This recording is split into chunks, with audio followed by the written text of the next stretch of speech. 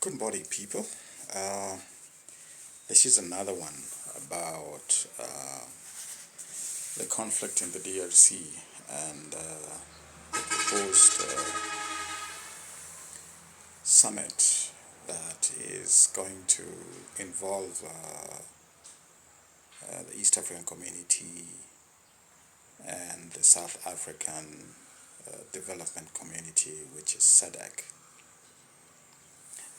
My opinion is that that summit is not going to yield much for various reasons, and I'd like us to go over them uh, in their chronological order. Um, One, you have presidents who have very private and personal invested business interests in the DRC. So their concern about what they are calling stability in the east of DRC is not for the benefit of Congolese. It is for the benefit of the propagation of their own businesses. The situation that the M23 is presenting now is hindering their private businesses. That is why they are interested in bringing peace in the DRC, in the east of the DRC. Peace for them is not the absence of conflict. Peace for them is an enabling atmosphere for them to continue taking away the minerals of the DRC unabated. So that is what you have. That is the canvas upon which I will paint my hypothesis. So let's get on to it. Kenya, for example, I have discussed President Ruto's diplomatic goofs, President Ruto's personal interests in the DRC. Remember, Ruto acquired a farm around the Lubumbashi area, supposedly to plant maize, okay, as deputy president. When investigations were done, it was discovered that actually there was a lot of copper mining happening on that land. So the title of that land was revoked. That was done because Tshisekedi and Uhuru, being good friends, wanted to discipline a rogue deputy president who was disrespecting Uhuru. So it was basically just settling scores. Ruto has not been happy and comfortable with Tshisekedi ever since. And in his foray in the east of the DRC, in the mining sector, there is also very, very credible allegations of collusion with the French, because that is where the minerals are going to. Okay, so that is the chair of the EAC, the East African Community. On the other hand, you have SADC, Ramaphosa, blazing guns with Paul Kagame. The reason why that is happening is Ramaphosa has got similar interests like Ruto in the east of the DRC.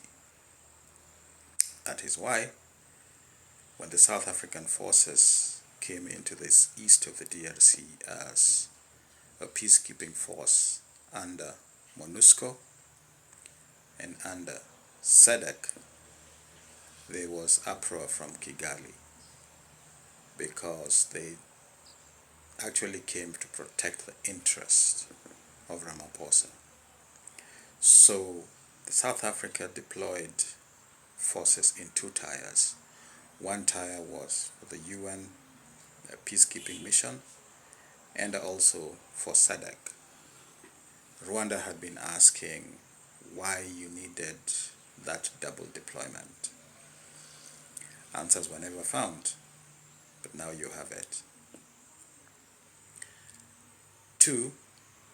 The South African force took onto M23 militarily, and they actually fought in Kiwanja. And South Africa lost quite a number of soldiers because Kiwanja area is a very rough terrain, which is very familiar to the M23 and not the South African soldiers. So, and the South African soldiers were coming from Goma, which is on the lowlands. The M23 was approaching this wall from an elevated point. So of course they had an advantage. So that is what Kagame is holding against the South African force. Why is Kagame holding this against the South African force and not the M23? I have already discussed his involvement with the M23 in an earlier clip. Now, on the SADC side, you have Ramaphosa with those interests. You have Zimbabwe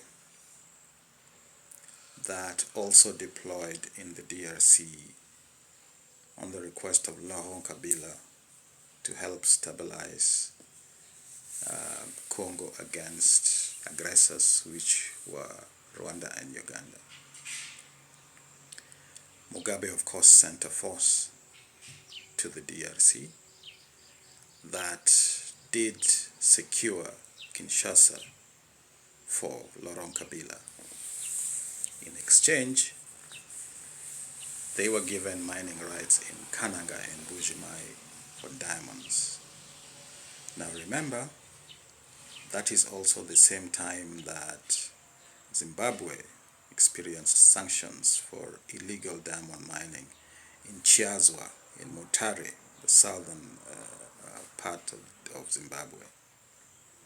So Mugabe was having a field day in the mining fields, the diamond mining fields of Kasai Occidental, Kasai Oriental.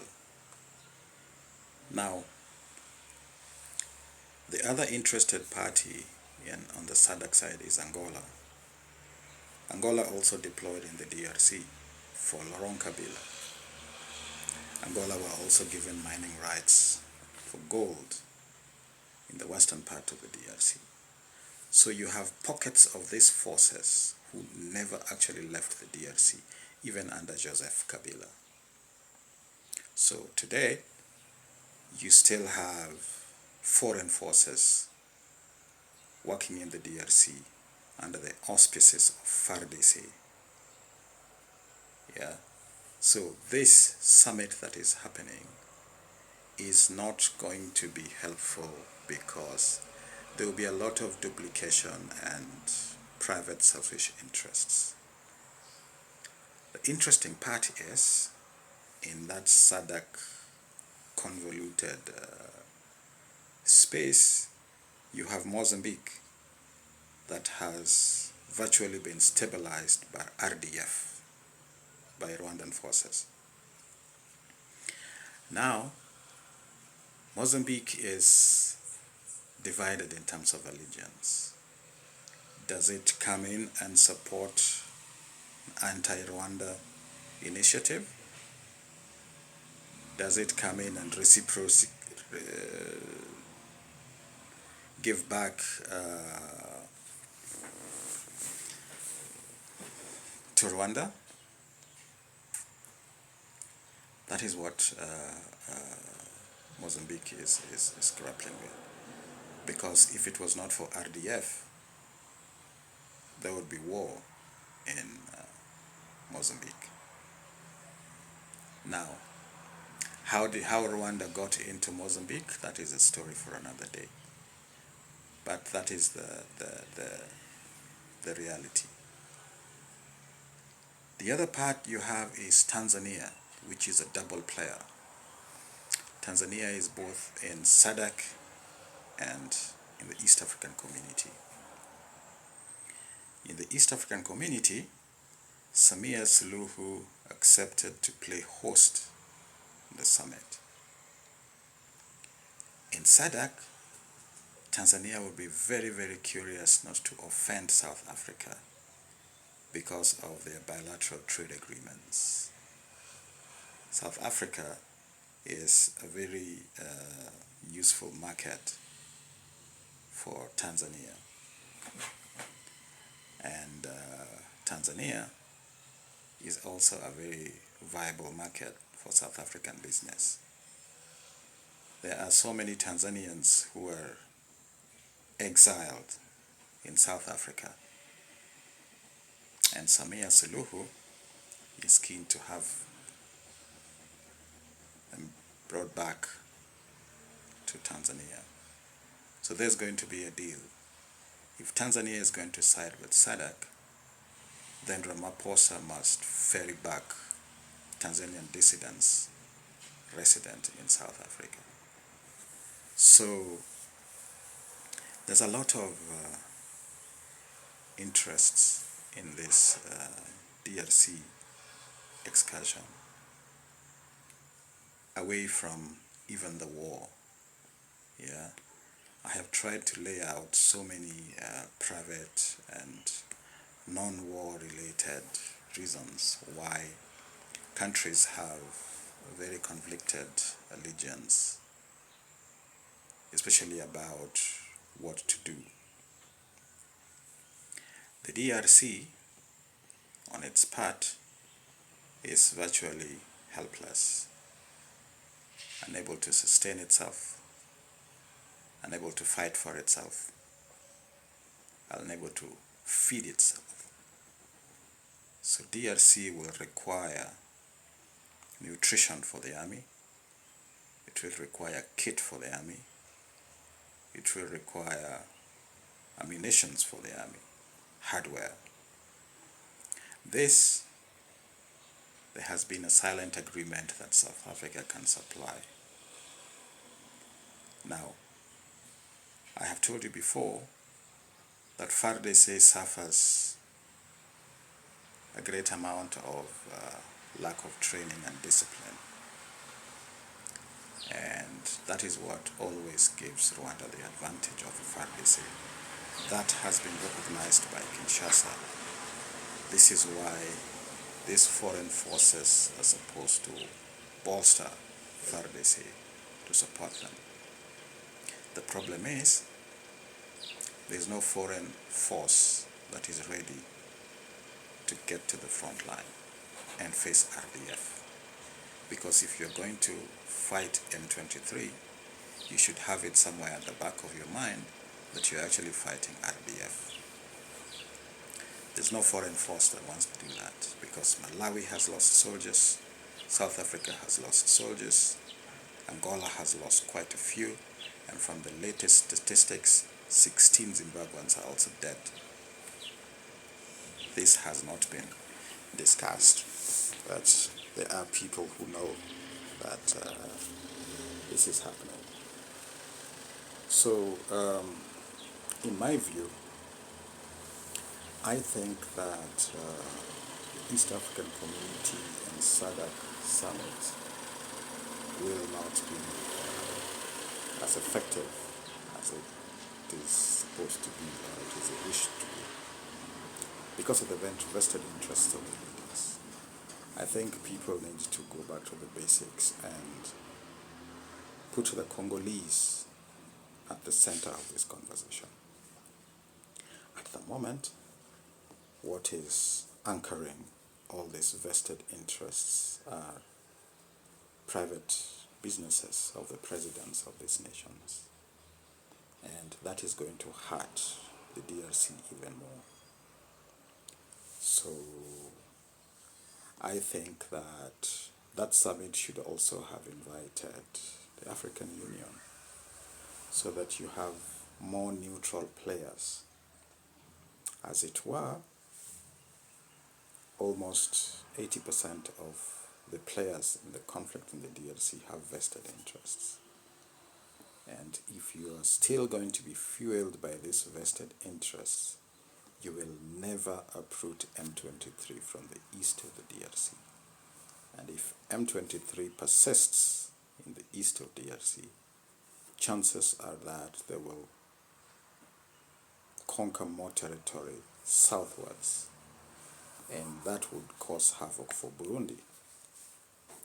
You have also seen in the recent past that the president of Burundi has come out to speak about this. That is the first time that is directly commenting on that conflict. His fear is that if M23 come across the border by taking over South Kivu, then his regime is under threat. It is a Hutu regime. So he's going to be buttressed by a Tutsi M23 across and another Tutsi on the Rwandan side. The possibility of the Burundian Tutsis, of course, and the diaspora and all over the place, regrouping and coming back with assistance of RDF and M23 to take over in Burundi is also imminent. And if that happens, then the Hutus of Burundi would run into Tanzania. That is also another nightmare. So there's a lot of conversation and input that is required in this conflict. It is not just about leaders meeting and hoodwinking people that they're interested in peace. Peace for them is an enabling atmosphere to continue stealing the minerals of the DRC, which is not a good motive. Okay? When will the children of the DRC go back to school?